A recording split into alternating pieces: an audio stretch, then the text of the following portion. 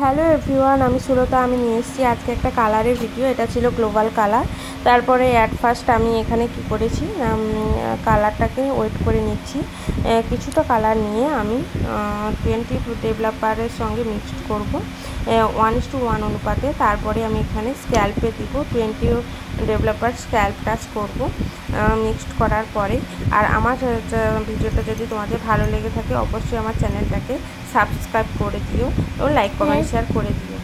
আর এবারে দেখতেই পাচ্ছ আমি এখানে ভালোভাবে মিক্সড করার পরে স্ক্যাল্পে টাচ করছি।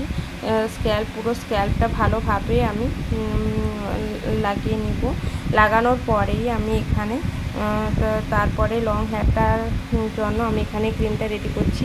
এখানে বাদবাকি যে টিউব থেকে ক্রিমটা নিয়ে তারপরেই আমি এখানে 30 ডেভেলপারের সঙ্গে 1:1 অনুপাতে আমি মিক্সড করব লং হেয়ারে লাগানোর জন্য।